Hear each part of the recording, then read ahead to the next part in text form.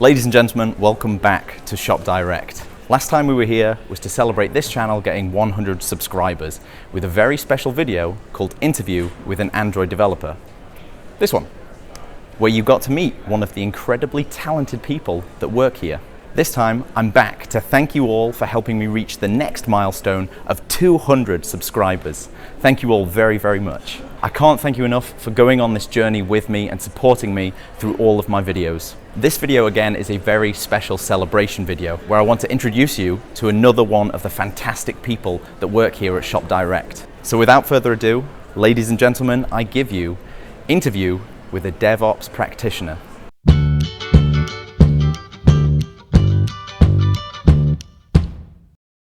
Hi folks, I'm Ben and welcome back to the channel. This is another celebration video to thank you all for helping me reach my next YouTube milestone of 200 subscribers. Yeah! I want to introduce you to a fantastic dude, a great colleague and a fantastic friend of mine, Mr. Jamal Walsh. Hello. Hello. How you doing? I'm really good. Really good. Very good. So, who are you and what do you do? So, I'm Jamal Walsh, obviously. I'm a senior solution architect at Shop Direct. I've been working there about 6 months. So my job at the moment is there's a huge project to transform their monolithic application into microservices. So I'm supporting a lot of the software development teams in that migration process, supporting app teams, which I believe you're involved in as well. So yeah, that's kind of who I am and what I do at Shop Direct. So you said your title is a solutions architect. How does that translate into DevOps? Okay, so prior to being a solution architect, I was working in the previous company I worked for as a DevOps product owner. And the main role there was to kind of transform their development stack and how they deliver and deploy that development stack. And the job there was to kind of work out what technology, what people and what processes, and also what data we needed to use to implement DevOps within the organization. So that role was very much DevOps focused. The role I'm in now tends to be more architecture focused, but I still have an interest in DevOps, so I'm still kind of, influencing some of the stuff from a DevOps perspective within Shop Direct. Okay, cool. That's again sounds like a lot on one man's plate, but can I ask a silly question probably? What is DevOps? So, yes, I guess one of the big ones for me is what DevOps isn't, not what DevOps is. I like it. Yeah, so there's a lot of people that assume DevOps is either a person or a team, and those are classed as anti-patterns in the world of DevOps. Right. So if you are a DevOps engineer or you are part of a DevOps team, then it's likely that you're not actually implementing DevOps, because DevOps is more of an organizational change, a set of processes, a set of technology that organizations adopt to become faster at delivering features to their end customers. Okay, so I guess it's, as it says on the tin, it's operations to aid development? Yeah, so it's kind of bringing operational teams and development teams together and breaking down silos, so you're not handing stuff over the fence. You become wholly responsible for the development and the operation of the software that you're developing. Okay, so you said silos there. What do you mean by silos? So in normal organizations, you tend to have teams of people separated from each other. So in the old world, you would have a development team who would do all the development, and when they finished, they would hand it off to a set of testers, and they would test it all. And then once the testing's finished, it would go into production and go over to an operations team. And they were all completely separate teams within the organization, not really working together, just handing stuff over the fence. Is this the sort of the waterfall style? Is that how that translates? Yeah, kind of. That's kind of where it comes from, in that you do a huge piece of work, you develop that piece of work according to a set of waterfall-based requirements. You would then test it against those requirements, and then you would put it into production. And that approach obviously takes a long time, because you have a huge set of requirements, you develop them, you then have to test all of those requirements, and then obviously put them into production. So having those silos when you're doing that type of work creates a lot of friction and a lot of conflict, because once the developers are finished, they kind of say, right, over to you as a test team, and the test team are responsible then for moving it forward. The idea around DevOps is to bring all of those disciplines together and have them work in harmony, so that you can quickly develop, test, and operate a specific solution as a team, as a whole team. Okay, with the aim of what? Deploying faster? Exactly. Oh, right, So the idea is so from a DevOps perspective, you want to break down the functionality that you're delivering into really small chunks of work, limit your work in progress, and then deliver that work into production as quickly as possible. So the reason, I think one of the things that people don't talk about is why we do DevOps.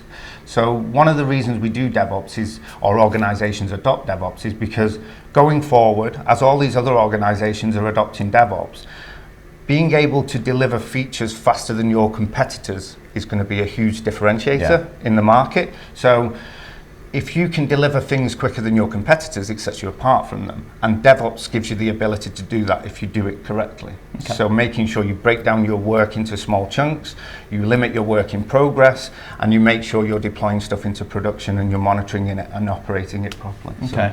I mean, correct me if I'm wrong, from what you've said there, it sort of sounds to me like DevOps is a thing that was born out of the Agile. Exactly. Is that right? Yeah, that's exactly it. So if you think about Agile's a project management technique, Agile project management. So Agile tends to be your lead time. It manages your lead time. So your lead time is something where you have an idea and then it's in production. Mm-hmm. And that's where Agile comes in. There's something called a process time, which is from the moment you start developing something to the moment you put it into production. Right. So if you think about Agile managing the whole process and getting the feedback and influencing the backlog of work based on what you've just deployed, and DevOps being the tools and processes you use to quickly develop and deploy those solutions. So how did you actually get into DevOps? Subconsciously. All right. So by accident. Yeah, it kind of happened. So we were I was working in a development team as an architect, and we were doing manual deployments and builds of software, and it was taking forever and it was causing lots of pain, and we thought to ourselves, there must be a better way of doing this. Okay. And no one knew anything about DevOps, and this is a few years ago, no one knew anything about DevOps. And we started to stumble across these tools that would allow us to automate things and make things easier. So we started to adopt those tools. And then all of a sudden we started to learn about DevOps.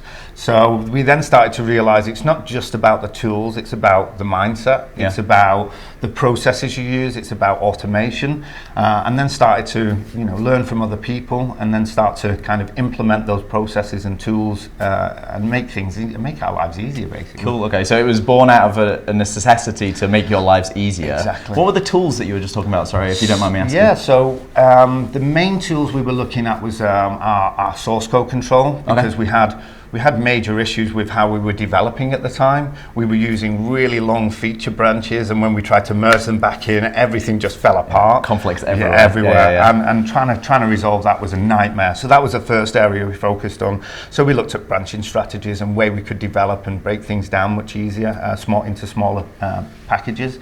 And then we were then looking at, okay, we're starting to deliver things more frequently, but the process to deliver them and deploy them was very manual and really difficult. So that was the next pain point. Okay. So we kind of just, whenever we felt pain, that's where we looked at, okay, what can we do to make this better, to make it faster? Right. And that's where the tools come in. So things like Git source control, GitHub, and then build and deployment servers. So we were using TeamCity and Octopus Deploy at the time, which is it's kind of used a lot by .NET frameworks and developers. Okay.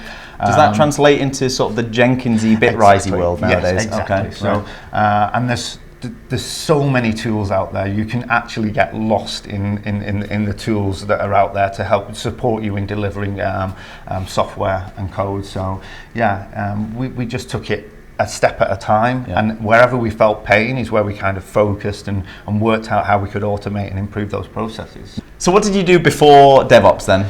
So before DevOps, many years ago, I did some Java development. So did you? I worked on an SAP Java stack. So have you heard of SAP? No, what is that? SAP is an ERP system, Enterprise Resource Planning System. Okay. It's used by lots of companies around the world to basically manage their sales, distribution, manufacturing. It's very expensive. Is it? How expensive is expensive? Millions and millions of pounds. And They have a platform that's generally used inside organizations to manage their warehousing, manage their sales and finances and stuff like that. But they released a Java application server and a set of applications running on that server. Okay. And that's where I kind of got into Java development. I didn't do it for too long, but at that point I was using Ant to do builds and stuff like that, and using IDEs like Eclipse to develop and make changes. And there was a little bit of automation, and we're talking 10 years ago, 15 years ago. There was a little bit of automation there, but again, it was a monolith application. It was running on a really old Java enterprise server stack. So yeah, that's kind of the programming. And then after that, I did a little bit of .NET, because obviously the site called platform's .NET, and the site called platform we implemented replaced the old Java web applications that we created. So we had the SAP ERP system in the back end, and then we had this web platform that integrated with SAP, and it was old and cumbersome, so we replaced it with a shiny new CMS, and then we had to integrate that CMS into the ERP back end. Very cool. What's the difference between a DevOps practitioner and a DevOps engineer?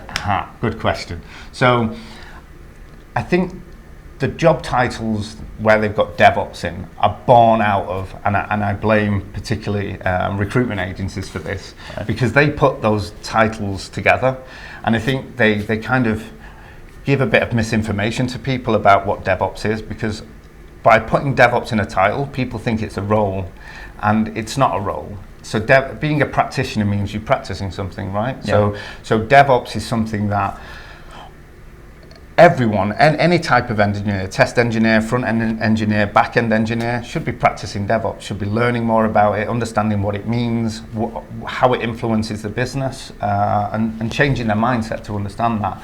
I don't think, for me, that the role of DevOps, a DevOps is a thing. And I think if you have a DevOps team, then you're completely confusing what DevOps is, because the idea of DevOps is to break down silos. If you create a DevOps team, you just create another silo of DevOps. Exactly. So realistically, a DevOps person should be like attached to another team. Does that make sense? Well, so I think you generally have people within a team who have lots of experience around DevOps. Infrastructure as code, CI/CD pipelines and things like that. That shouldn't mean that they are the DevOps person. They can influence and support people in understanding DevOps, but if you do that, people then start to think that if we need to do something with DevOps, that's the person we go to. And that shouldn't be the case. What we should be doing is everyone should be having a vested interest in DevOps, no matter what kind of engineering you do, whether you're a tester, whether you're front end, whether you're back end, you should be looking at DevOps and trying to understand more about DevOps and share those experiences and understanding across the team. So not one individual understands and is responsible for DevOps. Everyone across the entire, development, testing, deployment, everyone should play a part in that. So if somebody wanted to become a DevOps person, I know this isn't the right way of questioning it, DevOps practitioner, or like a solutions architect, I guess more sort of the DevOpsy side, how would they learn? What's some good ways to learn how to do that stuff? So there's a new organization that's kind of sprouted up recently called the DevOps Institute. So they offer lots of courses around DevOps and teach you about what DevOps is, and you can even get certified, I think. Have they got a website? They have. It's the DevOps Institute.com, I think. I'll double check and we'll leave links in the description down below. So you can go there. You can use the DevOps Institute. There are courses on things like Udemy, Pluralsight, loads of courses out there that explain what it is. I tend to find learning from other people's experience is the best way to get into DevOps. So going to meetups around DevOps is a really good way of learning about DevOps and what people are doing in DevOps. You can do that online. You can do that at actual physical meetups. There's loads in Manchester. I think there's about 4 or 5 DevOps meetups in Manchester. In Manchester, okay. Well, do you know about Liverpool? I think there's a new one just started up in Liverpool as well. So there's plenty of stuff out there. There's a DevOps group on LinkedIn, which is really cool. Just everyone just talking about DevOps, and they're really strict in that group. So the owners of that group are quite strict in that this is a group for DevOps people. So you've got no recruitment people in there. It's purely people posting lots of good information about DevOps. So the LinkedIn DevOps group is a good place to go as well. Yeah. Cool. So yeah, you can. The information's out there, and like I say, I'll give you lots of links you can put in the description of the video. Awesome. So. Cool. Is it right to say then, like a DevOps person isn't particularly somebody that has studied for that particular role? It's somebody that has had X amount of years of experience or a wealth of knowledge in different areas that can then sort of pick up the responsibility. Or am I wrong? So I think it has to be kind of a collective thing. If you can want to do DevOps as a person yourself, or understand DevOps as a person, but it's really difficult to go down that path if you can't do it collectively. You need to have the organization and the people within the organization on board, understanding what DevOps is. Yeah. And there was, I think Fiat Chrysler did a really good presentation at DevOps Enterprise Summit, which is a huge DevOps summit. And they were talking about using something called DevOps dojos, which is a really cool way of kind of explaining to an organization what DevOps is. So what they did was they kind of split sessions up into white belt, yellow belt, brown belt, black belt. And the white belts were for kind of, do you want to know what DevOps is? And it would just give you a really high level overview of what DevOps is. And then yellow belt was kind of, why do we do DevOps? How do we do DevOps? And then the kind of brown and black belts were actually doing DevOps. So sitting down with teams of people and actually doing, configuration as code, CI/CD pipelines, automation, understanding what lean is, and actually working within a team to actually do DevOps. That sounds awesome. So I'm going to imagine this is probably a bit of a silly question, but does security fall into the DevOps ring at all? Oh, this is a very controversial question. Is it? Yeah. So you have DevOps and you have DevSecOps. DevSecOps. Yes. Okay.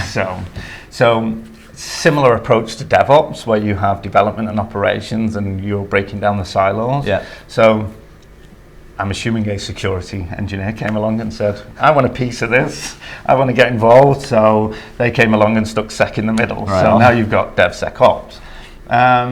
The idea around security and DevOps is that you embed security across your entire DevOps process.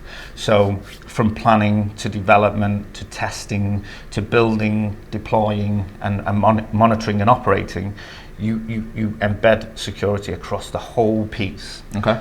So it's not just something you do in the old waterfall ways. Like right at the end. Exactly. So the idea now is using things like threat modeling and other security frameworks. You're doing a lot of the analysis and identifying potential areas for security issues earlier on in the process. So there's this concept of shifting stuff left. So shifting security left, but not just shifting it left, shifting it throughout the entire development life cycle. So when you're planning, you're thinking about security. When you're developing, you're checking. You're not only teaching your developers about security, you're also checking their code as they type it. Right. You're checking their code as they check it into their source code control. You're checking the code as you build and deploy it. You're checking the code for security and vulnerabilities once it's deployed. Right on.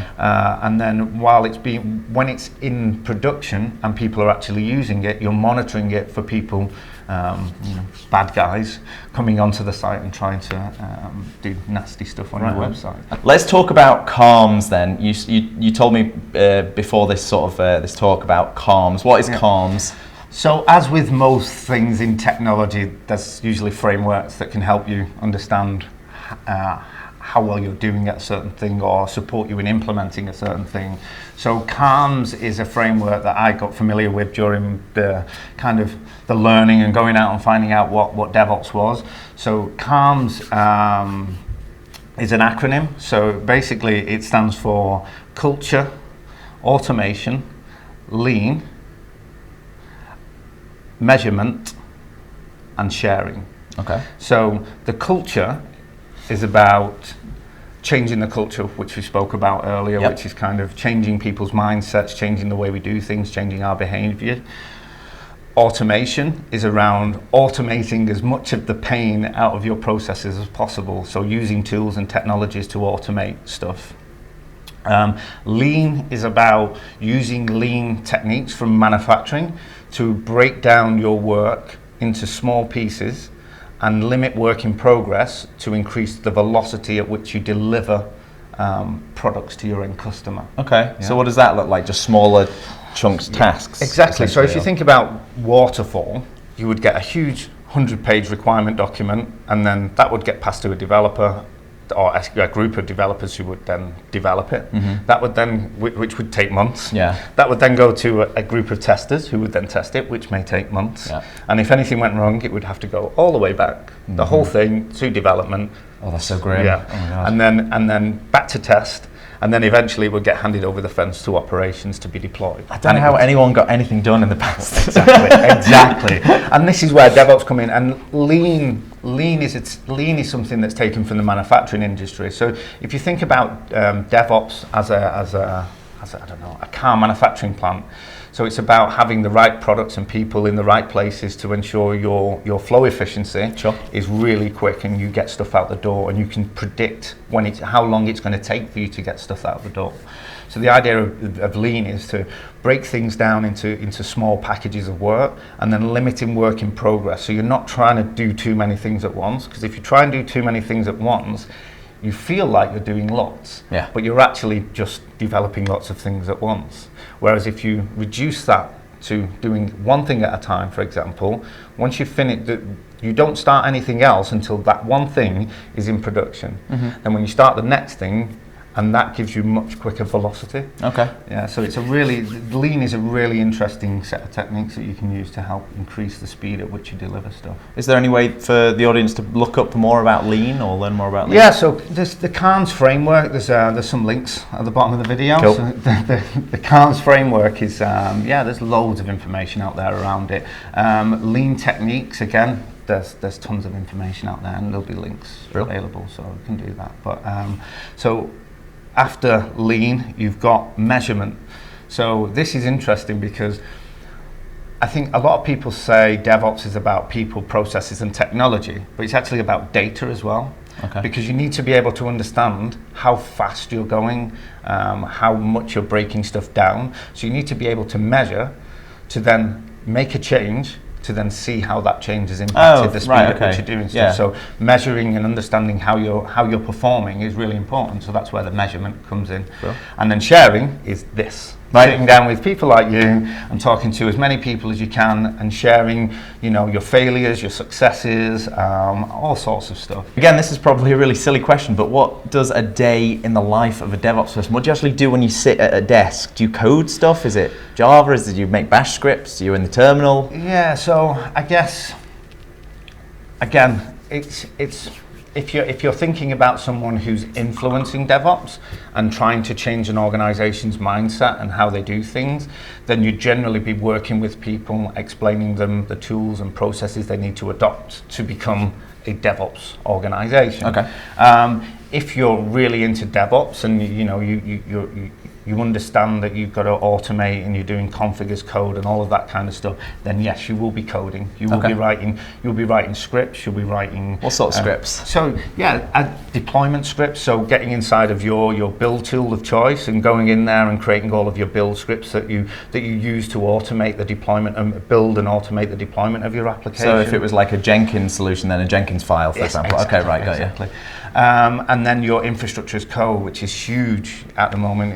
It's taking your infrastructure, and if you look at the old ways, I've been in organizations where they manually build all of their infrastructure, and you end up with infrastructure that is just completely different in different environments. All right. What do you mean by infrastructure there? Sorry. So infrastructure is servers. So containers, EC2, for example, in AWS. So cloud servers, all of that kind of stuff. Oh, so they manually went and said, I need an EC2 instance with this amount of space every time. Exactly. Exactly. Okay. So, and there are organizations out there that will still be doing that, manually maintaining through the AWS console. Whereas, if you're into DevOps, you want to automate that. You want to automate it for lots of reasons. One, it gives you the ability to ensure that your environments are the same throughout your landscape. The other thing you can do, once you codify your infrastructure, your hardware in the cloud, you can then use things like compliance as code that will then check that code that builds your server against a set of rules you've set as an organization, and if you are in breach of those rules, it just will not let you build that. Do you have any side projects that you're working on at the moment? Like, is that something DevOps folk do? Yeah, well, do you know what? I love AWS and Azure, so not so much Google Cloud Platform. Oh, why not? I just don't have time for it. Okay, fair enough. So I think there are three main players out there. So you've got AWS, Azure, and Google Cloud Platform. So the previous place I worked, we did Azure. So we did stuff in Azure and we did stuff in AWS. We never did anything in Google Cloud Platform. Where did you previously work, if you don't mind? So it's Brother. They make printers, and so they're a manufacturing company. Brother. Okay, cool, brilliant. Yeah. Is that where you? I think you were in a YouTube video. That's the right. Toolchain anxiety thing, yeah, right so that Toolchain anxiety video was born out of trying to implement DevOps in Brother and actually quickly realizing that when you come to select the tools to support you in your DevOps journey, it becomes an absolute nightmare. And there is anxiety there because you're like, okay, who should we use to host our source code? Which build and deployment tool should we use? What should we use for testing? What should we use for browser compatibility testing? And if you look at the marketplace at the minute, I'm sure there's some diagrams I can share, but the marketplace is absolutely enormous. So I was talking about AWS and Azure, and I've got my own AWS account and my own Azure account, and I just love going in there and just playing around with a lot of tools. So, I started off with just EC2 instances, spinning them up, trying the config as code deploy, code ship, and all of that kind of stuff, and then exploring some of the other services. So, the Route 53 DNS and all of the other services. Just going around and playing around with stuff. I think sometimes you can spend a lot of time studying. Yeah. And I think I like to learn by doing and getting there and break things. Yeah. The amount of websites I've built and then just completely broken them by trying to do some SSL automation and stuff like that is unbelievable. But they're my side projects, so I can get away with that. Before we finish, I'm going to ask Jamal some silly little either/or questions. So here we go. Dog or cat? Cat. iOS or Android? iOS. Oh, killed me. Tea or coffee? Coffee. Good choice. Bacon or sausage? Go for it. Both. Both, yes. Both, just kidding. Arch or Debian? Debian. Debian, okay. One final sort of big, silly question to wrap it all up with, sent in by Mr. Pete Doyle from Twitter, Twitter handle on the screen now. He asks, what's the oldest man-made item that you own? I actually have a Spider-Man annual from the year I was born, 1980. Whoa. Yeah. Cool. Is it like cellophane wrapped to protect it? No. I've written it in biro. I had it from being a baby. So growing up as a kid, it's got my name written in there and a few scribbles in there. Maybe where I've tried to draw my own characters and things. That's cool. Although somewhere in the world, this comic book nerd has just passed out. Exactly. Amazing. Thank you very much for watching. I hope you've enjoyed this video and the questions that I've asked Jamal, and thank you very much, Jamal, for coming on. I very much appreciate it. I enjoyed it. And of course, if you like what I do on this channel, don't forget to subscribe. We'll have a floating subscribe button around here somewhere. And of course, ding that bell icon if you want to get notifications about new videos as they come out. Thanks for watching. See you in the next video. Called, with a very 100 subscribers. Let's go. So without further ado, is it a do or a do? I'm not sure. I think it's I'm gonna skip it just to be safe. Can I give this a go this time? Yeah, go. Yeah. Oh, sorry. I'm just sorry. Don't. Roll that intro. Nah, that.